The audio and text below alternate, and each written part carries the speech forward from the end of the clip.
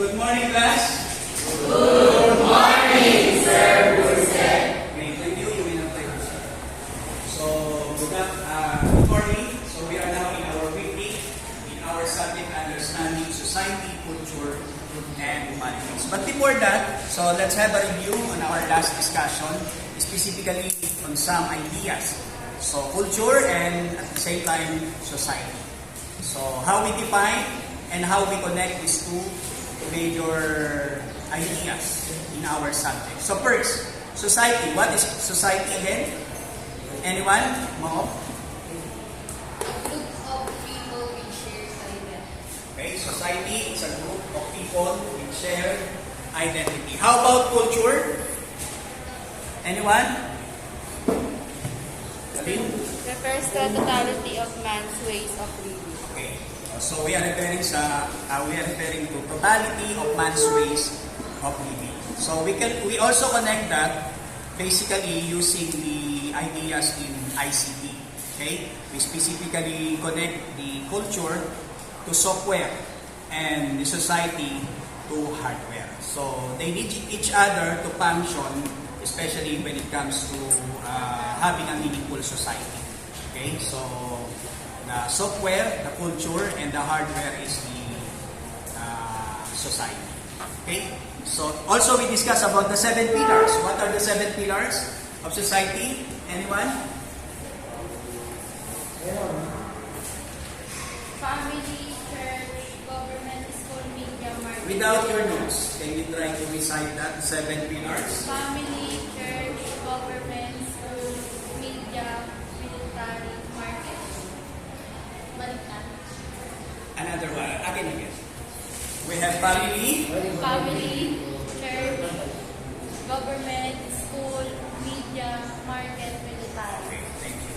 So, also we discussed about the 3 sociological theories. And actually, that's part of your grouping. So, you recorded already about these 3 major sociological theories. What are they again? Boys at the back. Structural functionalism, conflict theory, and symbolic principles. Okay, thank you. So we have structural functionalism, we have social conflict, and we have symbolic interactionism. So as a summary, of course, structural functionalism simply interprets society more as a family. They need cooperation, they need unity in order to achieve their ultimate purpose. So they work together. While social conflict, they simply interpret society more of a struggle. They want control, they want power, they want wealth. So in order to achieve that, they come to a point they need to compete with each other. Then the last one, we have the symbolic interactionism. So it simply interprets society using symbols to have a meaningful society and in order to have a basically interaction. Okay? So in structural functionalism, of course, we have who are the proponent of that structural functionalism. We have Emil Durkheim, while in social conflict, we have Karl Marx, and in symbolic interactionism, we have Herbert Mead and Charles. Okay? So that's the discussion that we have already last time. So at this time, we are going to discuss another topic since we are on the 8th week, so module 8. But before that, I'll be giving you some activity, okay? For you to guess one word, I'll be giving you 1 scrambled letters. It's actually our topic for today, okay? So, can you try to guess this? When you try to arrange this, you will come up with our topic for today. Okay? Yeah. Family. Okay, so I'll be giving you the last point. So we are going to discuss about family. Okay, so that's our week 8 lesson. So, family. So, let's define first. What is family? Anyone? Any idea when we say family? What comes first in your mind when you hear or read this word? Family. Any idea? when we say family. Symbols or any words associated with family, or even experience, or even people. Colleague. Home. Home. Home. Yeah, very good. Thank you. Home. What else? Another one. Home. What else? When you read or when you hear this word, family. So you have home. What else? Love. Love. Okay. Love, home. Okay. So thank you. Now let's define what is family. We have the trad and we have the mod definition of family. When we say trad, I'm referring to traditional definition, and when we say mod, we are referring to modern. That's actually my style of teaching. I try to just use one syllable in order to make it as much as possible retain in our memory. So, the traditional definition of family. So basically, when we say family, we are referring to male or female, male and female, who love each other and usually they bear a child or children. Okay? So, that's the usual definition of family. Okay? So, male and female, or boy or girl, then they love each other, then they bear a child. Okay? Or children. Some would even include a dog and a cat to consider it as a family. So, while modern modification of definition of family, usually, it's between two persons who love each other, and whether they bear or not bear a child, or they usually they just simply adopted a child or children. Okay? But actually included with that, involving two persons, regardless of their gender. Okay? Whether they are both male or they are both female. That's the modern definition of family. Is that clear? Yes. So, we have the trad and we have the modern definition of family. The traditional and we have the modern definition of family. So, let's move in our discussion about family. So, we are going to discuss about family arrangement. So, you have that in our slides. Okay, so first we are going to, let's set our objectives. First, we are going to analyze different family arrangement. Different family arrangement. Then we have, after this lesson, we are going to appreciate the Filipino family arrangement. And lastly, we are going to apply all this family arrangement in our personal situation. Okay? So, let's define first different family description. So, we have the general family description. We have that in my slides. So, as you can see, I did not usually use a whole sentence. I just included the keywords, okay, as much as possible. So, by definition, when we say family arrangement, we are referring to the general structure or arrangement of family. Then, kinship, we have kinship. So, this referring to individuals who have connections, whether by blood or by bond. Okay, so individuals, we usually have connections, take note of this class, by blood or by bond. Ibig sabihin, what's the meaning of that? With these two methodologies of or a way of establishing kinship. So by blood, when we say by blood, whether that include your children, okay, your cousin, when we say bond, you are just associated just because you love each other, although you did not came from the same clan. Okay, so it's more of because of love, you become connected with each other. Then third, we have the clan.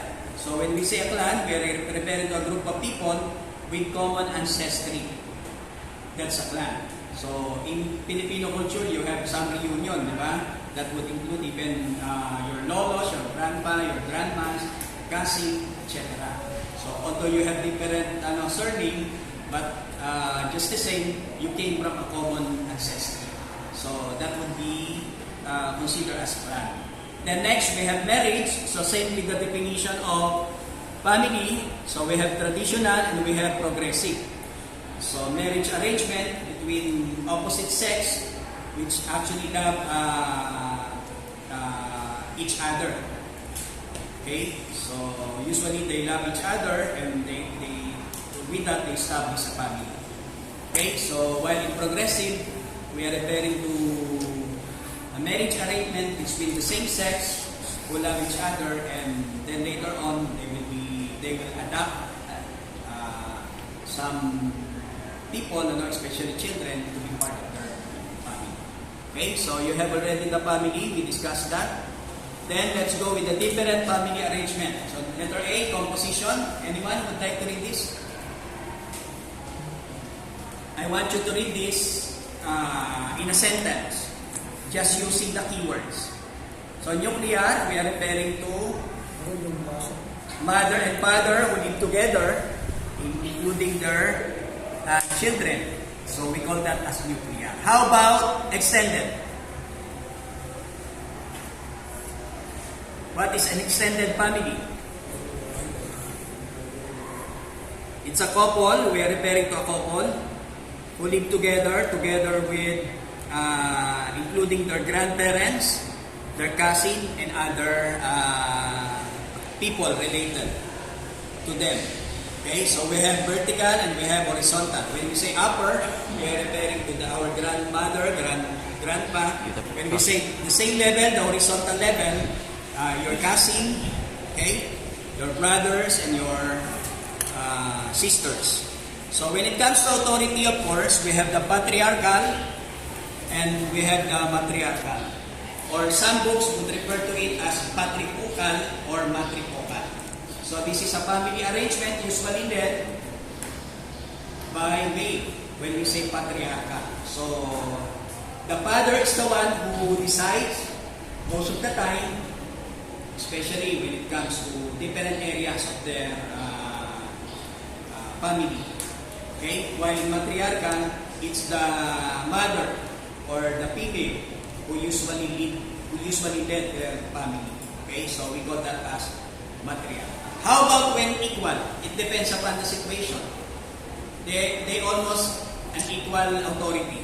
We call that class, we do not have that in my slide, we call that egalitarian. Okay, egalitarian. They almost have equal authority. So it only depends upon the situation. Okay, so we have patriarchal, we have matriarchal. Then when it comes to number of partners, so we are very much familiar with this, the monogamy and the polygamy. When we say monogamy, we are referring to what? A person in marriage or marrying only one. It's a marriage type, or type of marriage, usually by a person having a relationship with only one partner. Okay? So while polygamy, especially the word poly means many. So having two or more partners simultaneously. So we have two types of polygamy. We have the polygyny and we have the polyandry. When we say polygyny, we are referring to a male having two or more female partners. While polyandry, it's the female having two or more male partners. Is that clear? Yes. Okay, so the monogamy and the polygamy. Okay, let's go with residency. Diba, in Filipino culture, from time to time, we choose to live whether on the mother's side or father's side. Okay, so when we say patrilocal, the couple decided to live or to reside very close with male relatives, while the matrilocal with the female relatives. Okay, so when we say neolocal class, you choose, or the couple choose to live away from their relatives, whether at the female side or male side. How about when they choose to live near both residents of their female and male side. We call that class bilocal. Bilocal. Okay? So let's go with letter E, potential for marriage partner. So we have endogamy and exogamy. It's an application somehow when it comes to marriage arrangement to marry only a person in the same clan. Or if we extend the definition with the same religion, or with the same province, or even with the same nationality. While when we say exogamy, you are actually allowed to marry outside your clan or outside your religion, okay? Or even outside your nationality. So you marry a foreigner, okay? You try to choose a partner, whether from England, from Korea, and other countries. Okay? So that's the endogamy and exogamy. The key word there, class, is ex, meaning outside. Okay? So while endo means almost the same or inside. The same clan or the same religion. Or even the same province, the same locality. Okay? How about letter F, the last in this marriage arrangement? We have the lineal, patrilineal, and matrilineal. So as you can see, you always maintain the patri and the matri. It only, the change is actually in the last syllable. Okay? So it simply means that you can easily trace the lineage, okay, with the male lineage, while the matrilineal, you can easily trace the female lineage. Okay? So in Filipino culture, di ba, we are somehow more closer and we can easily trace our relatives from either from mother side or from father side. Siguro kung ako, more or less, we are matrilineal. So because my relatives in my father's side, I can almost trace them. But I meet from time to time, even I chat my titos and titas on the mother's side. So it's more of matrilineal in my case. Okay? While when we say both of them, you can easily trace, you recognize, and somehow you discuss with them, you chat them, both, whether on the mother's side or on the father's side. We call that class bilateral. Okay? So bilateral. Then last, we have the contemporary family arrangement. We have the single parent. So we are very much familiar with this. Those parents who live on their own because their partner, usually a male or a female partner, usually died, or they are actually, they were separated. Okay? So we call them a single parent. While cohabitation, it's an arrangement between two people who are not legally married, but they choose to live together. In Filipino culture, we call this what? In Tagalog, live-in. Okay, so cohabitation. Then we have blended family. It's a family arrangement who are not usually biologically related with one or other children. So in some movie actresses and actors, diba? You have this some examples. So you have Dolphy and Bandol and I think Mark Anthony. You can trace them because they have the same father, though they have different mother. Tama? So we call them a blended family. Okay? Even kami as teacher, we encounter that from time to time. Merong students, they are brothers or sisters, but they have different surname.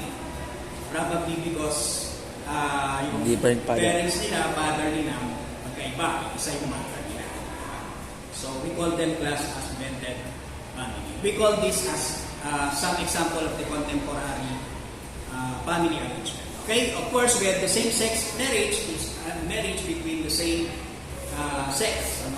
Then interracial marriage, a marriage arrangement with different racial background. So whether Filipina, then marrying a Koreano or American, okay, or vice versa. Okay, so that's the contemporary family arrangement. Okay, so at the end we have this assessment. So you have that the direction, give all the family arrangement described in the following situation.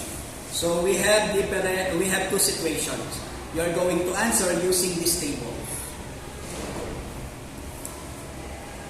So first, you need to create this table. Okay? But change the word foreign country and Philippines because I used this slides, this PowerPoint 2 years ago. So, you put in that place situation 1, then situation. So, the choices, for example, letter A, composition. In situation 1, is it nuclear or extended? In letter B, in authority, is it patriarchal or matriarchal? The choices, yun nasa sakmong na class. Okay? So, you only have one word for your answer. Okay? So, in number of partners, whether is it polygamy or monogamy, residence, patrilocal, or whether matrilocal or biolocal. Okay? Then, potential marriage partner, the choices, exogamy or endogamy. And then the lineal, patrilineal, and matrilineal or bilaterals. So, in this equation, you can see you already have the classification, whether it's A, B, or C. Color coding. You have that in the slides. Okay? So, for example, the question, Lito choose to live in the province. So, that's letter E. You are going to put the answer in situation 1 in letter A. What letter is that again? Letter E, sorry. Letter E. Yeah. So, situation 1, letter E. So, whether it's exogamy or endogamy. Okay? So, copy and answer these tables only, not the situations. Okay? So, get a yellow pad, then you copy these tables. Again, may I remind you, you change the foreign country and Philippines into situation 1 and situation. Okay? So, letter A, B, C, D, then later on, we will move again to the given situation. So, first copy this thing. Okay? So, any question? No more question? Sige. Let me allow you again to see the situation, the given situation. Okay? So, this one. Okay? So then,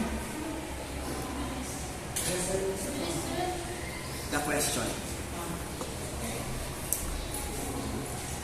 So is the question